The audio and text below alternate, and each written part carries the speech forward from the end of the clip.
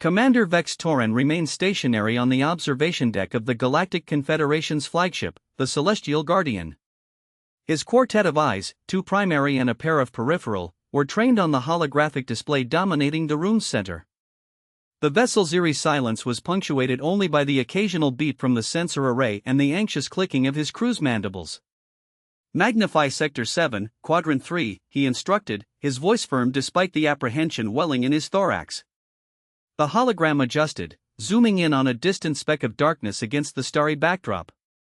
Enhancement Level 4. The image sharpened, revealing Vex's greatest fear, the unmistakable form of a human warship. Its hull was midnight black, absorbing rather than reflecting light, making it appear as a void in space, a literal hole in the universe. Commander Norax, the first officer, approached, her scaled skin reflecting the blue emergency lights. Confirmation received. It's the HSS Nemesis. Vex's secondary heart began to race. The Nemesis? Are you certain? Regrettably, yes. Nari's voice wavered slightly. The vessel's signature matches our intelligence records. This placement-class dreadnought is responsible for the destruction of the Zend homeworld and the glassing of 3 Paxian colony planets. Vex clicked his mandibles in resignation. Have they detected us? Unknown, Commander, but considering their technological prowess. She trailed off. They both understood its implication. The humans had only emerged onto the galactic stage 78 cycles prior, barely a blink in cosmic terms. Their arrival should have been insignificant, just another species tentatively exploring beyond their solar system. But something had gone horribly awry. Send transmission to High Command, Priority Alpha. Message as follows: Human warship Nemesis has entered the Norax system. Requesting immediate strategic guidance and reinforcements. Vex paused, then added, though I doubt they'll arrive in time. In time for what? Our glorious last stand? The sarcastic remark came from Tactical Officer Duran, a veteran who had survived an encounter with humans, one of the few who could claim that. Or perhaps to collect our atomized remains. That's enough, Officer Duran, Vex snapped, though without genuine anger. Fear manifested differently in different species. Commander, the vessel has altered course, announced the sensor technician, her voice trembling. It's heading directly toward Norax Prime. Current speed indicates arrival in approximately 47 intervals. 47 intervals, not even enough time for a proper evacuation of the planet's 8 billion inhabitants. Vex's exoskeleton felt constricting. Any response from the diplomatic channels, he asked, already knowing the answer. Communications Officer Pelzentar shook his head, antennae drooping. Nothing, sir. We've been broadcasting on all frequencies, including those established during the Proxima Centauri Accord. They're receiving our signals, they're simply choosing not to respond. Of course they aren't, Bra muttered. The talking phase ended when they launched their first planet killer. Now they only communicate through annihilation. Vex moved closer to the hologram, studying the approaching human vessel. Its design defied conventional military logic. Parts of it seemed almost haphazard, asymmetrical, as if constructed by beings with no concept of aesthetic harmony. Yet that chaotic design housed weapons capable of reducing worlds to ash. I never understood them, Vex said softly, even before all this started. Their contradictions were too extreme. A species capable of such profound art, such deep compassion toward their own, yet simultaneously harboring such capacity for merciless destruction. Perhaps that's why we're losing this war, Nari suggested. We keep trying to understand them using our own frameworks, but their minds operate differently. Their logic is alien to us. The irony of her statement wasn't lost on anyone present. In a galaxy teeming with diverse lifeforms, it was the humans who had proven to be truly incomprehensible. Incoming transmission! Pell suddenly shouted, his voice rising to an unnaturally high pitch. It's from the Nemesis. A collective gasp spread through the command center. The humans never communicated before an attack. Bring it on screen, Vex ordered, straightening his posture and adjusting his ceremonial commander sash. If these were to be his final moments, he would face them with dignity. The holographic display flickered, and there it was, the face of a human female, Vex believed, though he struggled with their sexual dimorphism. Her skin was dark, her head adorned with tightly coiled hair pulled back severely from her face. But it was her eyes that captured Vex's attention, cold, calculating, utterly devoid of mercy. "This is Captain Morgan Ray of the human stellar ship Nemesis," she said, her voice unnervingly calm.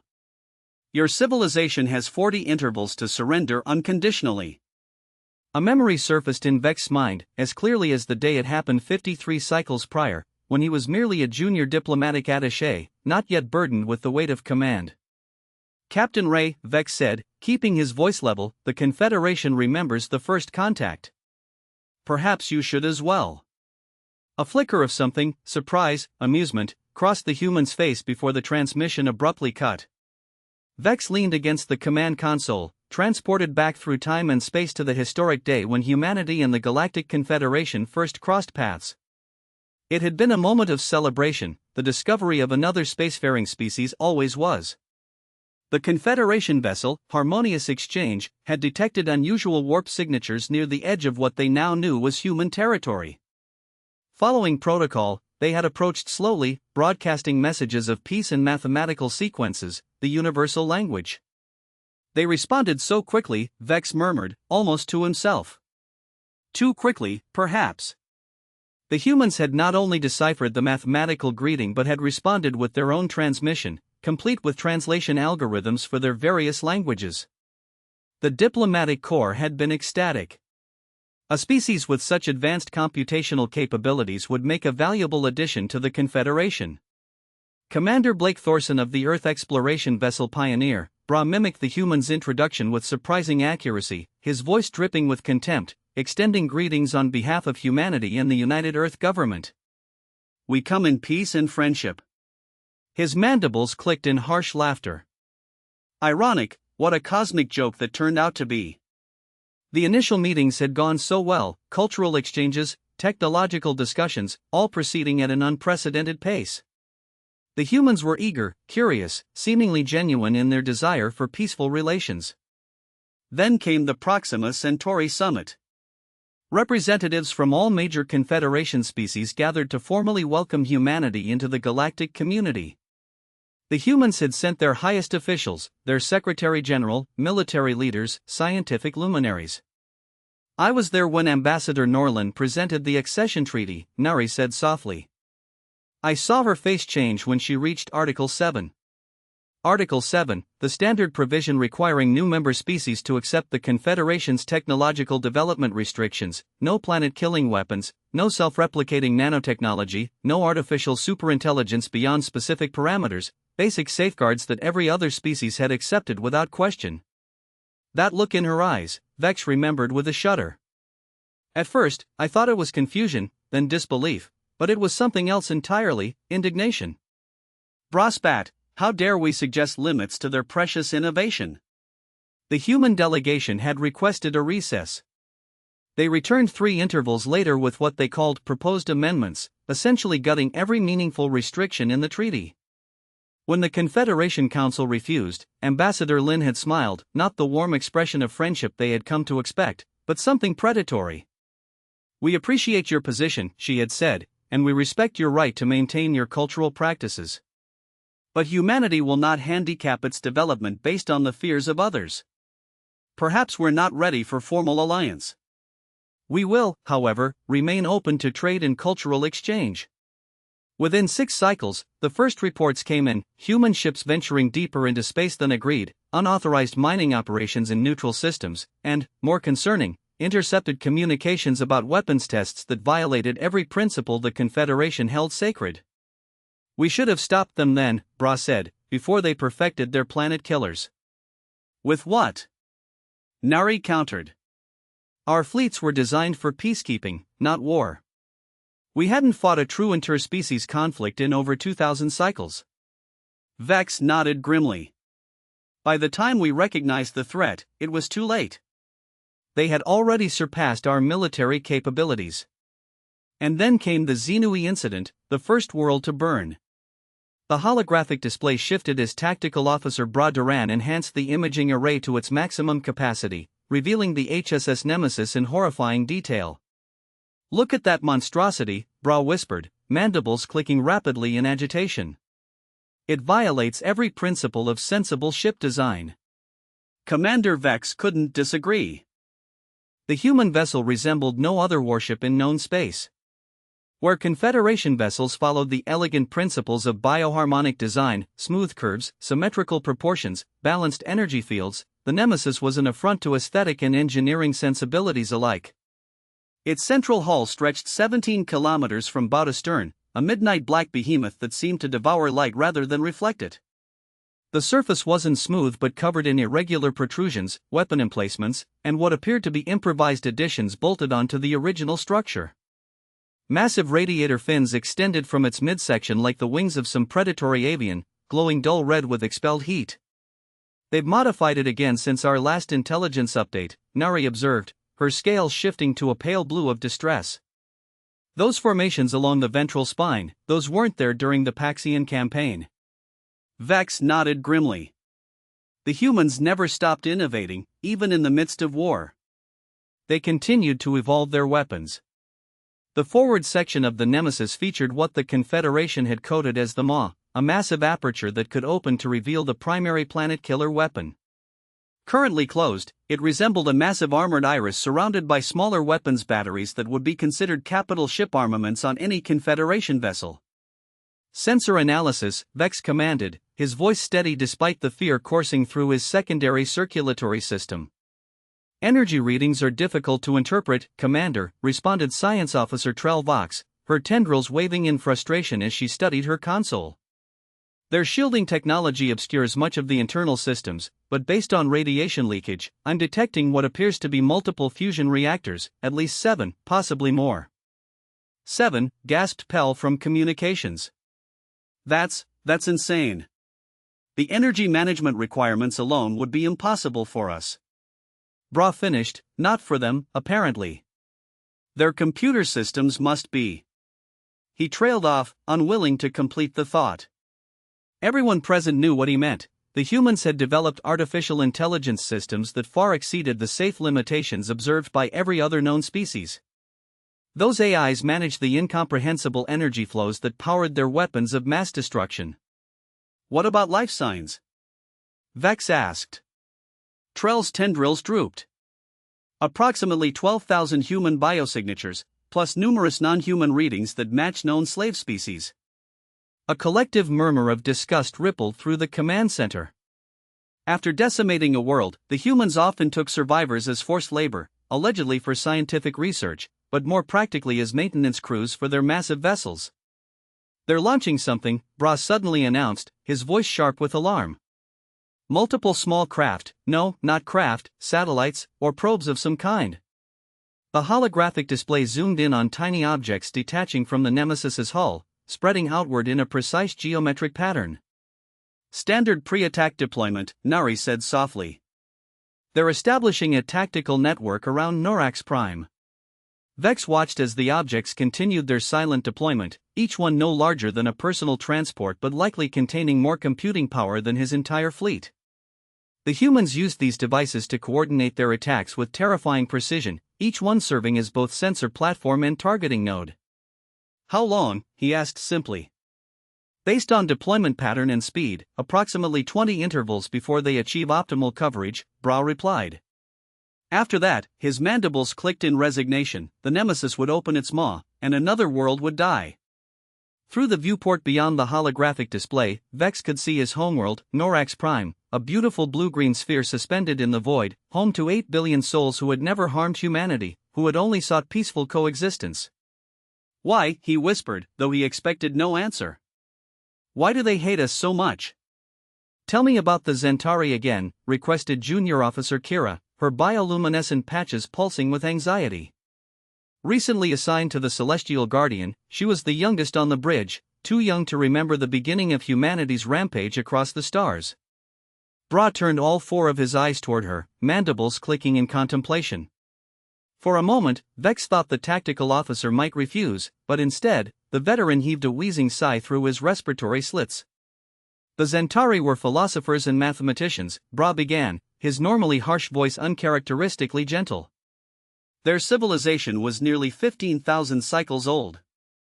They built crystal cities that captured starlight and transformed it into harmonics, music that changed with the seasons.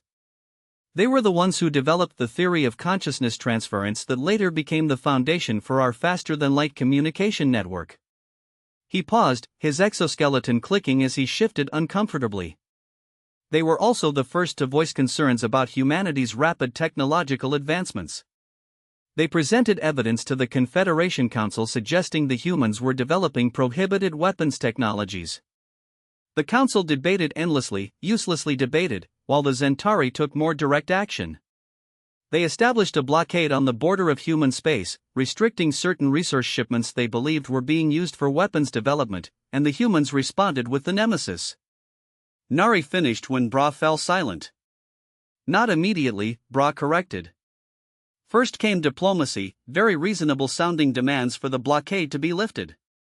When that failed, they sent smaller vessels, conventional weapons. The Zentari defense grid held, but then... His voice cracked, then came the Nemesis, on its maiden voyage.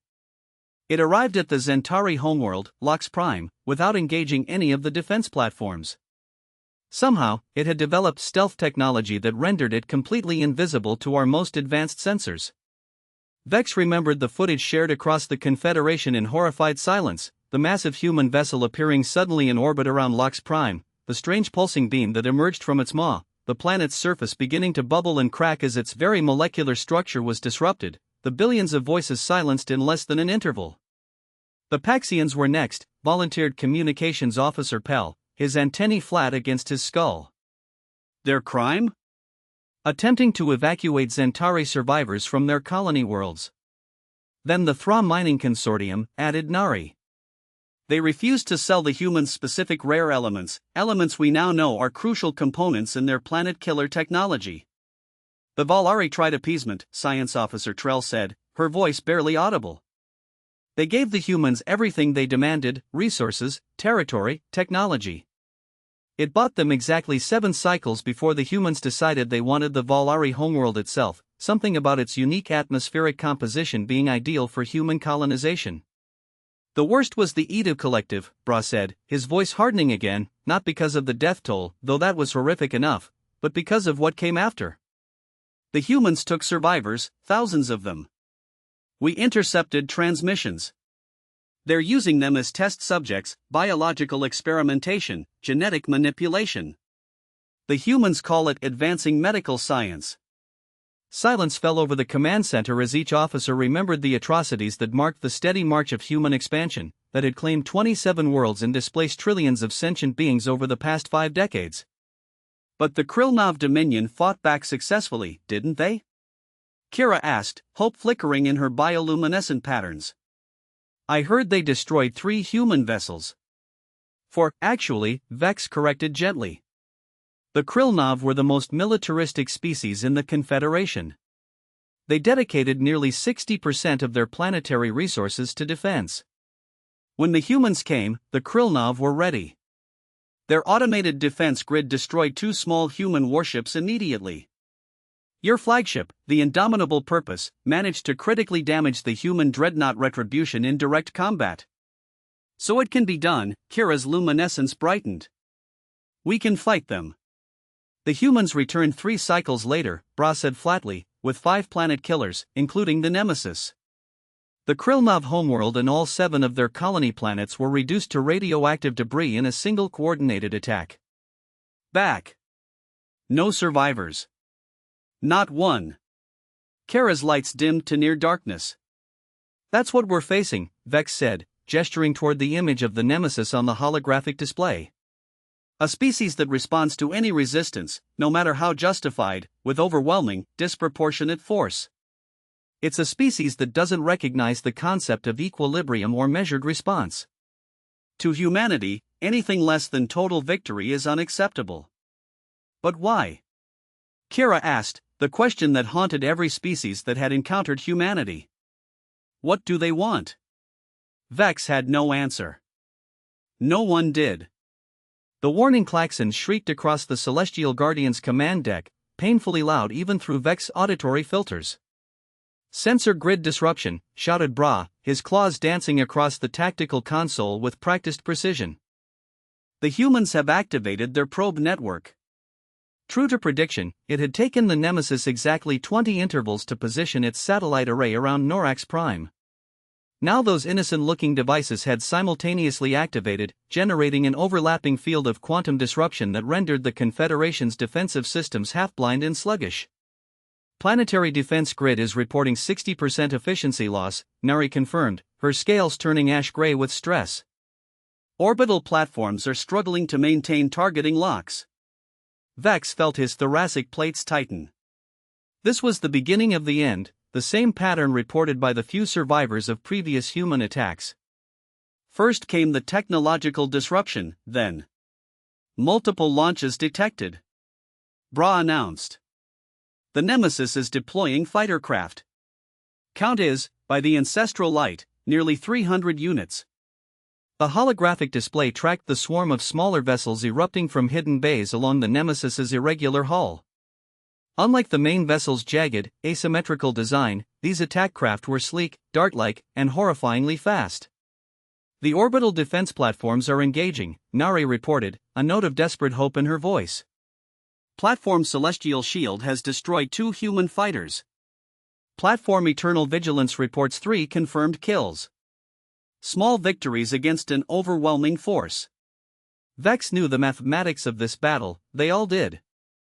The orbital platforms might claim dozens of human craft, but hundreds more would break through.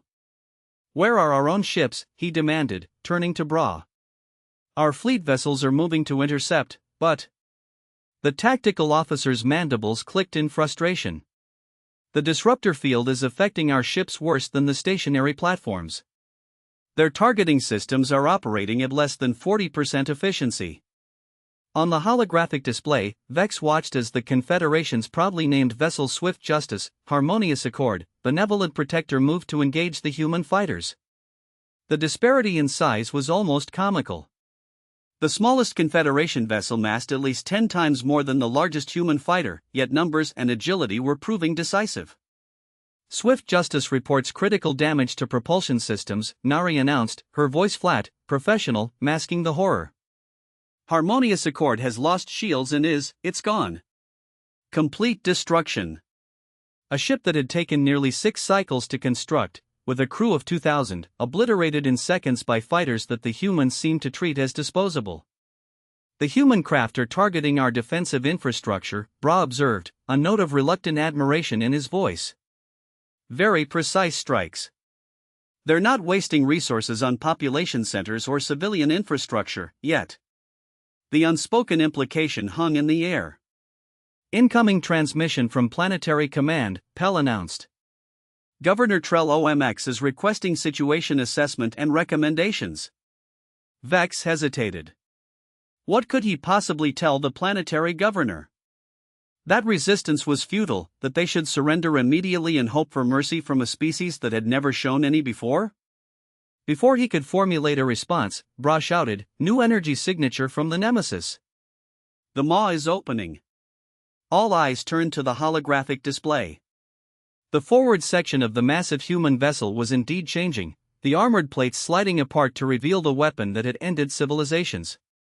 "Evacuation," Vex said firmly. "Tell the governor to focus all resources on evacuation, priority to scientific and cultural preservation teams." He paused, then added, "Though I doubt there's enough time." "Commander!" Kara's voice rose in panic. "The Nemesis is targeting us directly." The young officer was right. The massive human vessel had altered its orientation, its terrible maw now pointed not at Norax Prime but at the Celestial Guardian itself. "Evasive maneuvers," Vex ordered, even as he recognized the futility of the command. The Celestial Guardian was a command and diplomatic vessel, not designed for combat maneuvering. "Too late," Bra said quietly. "Energy spike detected. They're firing." Time seemed to slow as the Nemesis's weapon system charged, the maw glowing with sickly greenish energy that defied proper classification on the Confederation sensor systems. Open all communication channels, Vex commanded, desperation giving his voice a sharp edge. Priority override. Diplomatic encryption nullified. Broadcast in the clear. Communications Officer Pell worked frantically, his antennae quivering with stress. Channels open, Commander. Broadcasting on all frequencies, including their known military bands. Vex stepped forward, directly into the pickup zone of the holographic transmitter. When he spoke, his voice was calm, belying the terror coursing through his system. This is Commander Vex Torren of the Galactic Confederation vessel Celestial Guardian to HSS Nemesis. We request immediate cessation of hostile actions. We are prepared to discuss terms of surrender for Norax Prime and its dependencies. Nemesis weapons still charging, Bra reported quietly. 12 seconds to probable discharge. Captain Ray, Vex continued, abandoning all protocol and speaking directly to the human commander he had glimpsed earlier. Your victory is assured. There is no strategic or tactical advantage to be gained by destroying our vessel. We possess cultural and scientific data that may be of value to humanity. 10 seconds, whispered Nari. Vex's secondary heart was racing so fast it threatened to rupture. We have historical archives dating back 12,000 cycles, medical research that your scientists might find useful, stellar cartography covering sectors your species has not yet explored. 8 seconds. From the corner of his visual field, Vex saw Nari's scales ripple through a pattern of morning colors. Pell's antennae had gone completely still, a sign of acceptance among his species. Bra stood rigid at his station, mandibles locked in the position of final defiance. We request mercy, Vex said, the words bitter in his mouth. No Confederation commander had ever spoken such words to an enemy. There had been no enemies, not real ones, for 2,000 cycles before humanity emerged. Not for ourselves, but for the civilians of Norax Prime. They have no means to threaten humanity. They are scholars, artists, ordinary people with families. 5 seconds, Bra whispered, energy levels approaching critical threshold. If there is anything of value we can provide, any concession we can make, please respond. We are listening on all frequencies. 3 seconds. The silence stretched, broken only by the soft beeping of countdown timers and the hum of life support systems that would soon be rendered irrelevant. 2 seconds. Captain Ray, Vex said, a final personal appeal, whatever wrong we have committed against humanity, surely it does not justify. Energy discharge detected. Bra shouted. The command deck erupted in blinding light as the Nemesis's weapon fired. Vex closed all 4 of his eyes, awaiting dissolution. Instead, there was a tremendous impact that sent everyone sprawling. Emergency lighting flickered on as main power fluctuated. Status report. Vex demanded, pulling himself up from the deck. We're still here, Nari said, astonishment evident in her voice. The beam struck approximately 300 meters off our port side, a warning shot. Incoming transmission. Pell announced, equally shocked. From the Nemesis. The holographic display flickered, and once again the face of Captain Morgan Ray appeared. Her expression remained cold, calculating, but there was something else there now, a hint of curiosity perhaps. Commander Torren, she said, you have 30 seconds to convince me not to finish the job. For one brief, shining moment, hope flickered in Commander Vex Torren's chest. The human captain was listening. Communication, actual dialogue, seemed possible. Perhaps there was a chance to save his world, his people, his civilization. Captain Ray, Vex began, choosing each word with excruciating care, the Norax Confederation has never engaged in hostile action against humanity. Our scientific archives contain knowledge accumulated over 12,000 cycles, medical discoveries, astronomical data, technological insights that could benefit your people without causing harm to others. We seek peaceful coexistence and are willing to negotiate any reasonable terms. Your time is up, Commander, Captain Ray interrupted, her voice flat. And you've told me nothing I don't already know. Please, Vex said, abandoning dignity in his desperation, 8 billion lives, children, what possible threat could they pose to? This isn't about threat assessment, Ray cut him off again. This is about necessity. Move your vessel out of the combat zone immediately, or be destroyed with the planet. The transmission cut abruptly, leaving the command deck in stunned silence. She's letting us go? Junior Officer Kara asked, her bioluminescence pulsing with confusion. No, Bra said grimly, she's giving us front row seats. Vex understood immediately. Helm, pull us back to minimum safe observation distance. All sensors at maximum recording capacity. Commander? Nari questioned, her scales flickering between confusion and horror. They want witnesses, Vex explained, feeling hollow inside. They always leave survivors to spread the word, to carry the message of humanity's power. The Celestial Guardian's engines hummed as the vessel retreated to a position 5,000 kilometers from. Norax Prime was sufficiently distant to endure the impending cataclysm, yet close enough to meticulously document the unfolding horror. The Nemesis is repositioning, Bra reported, his voice mechanical and detached, the only way they could now function. The beam is aligning with Norax Prime's northern hemisphere, energy buildup detected.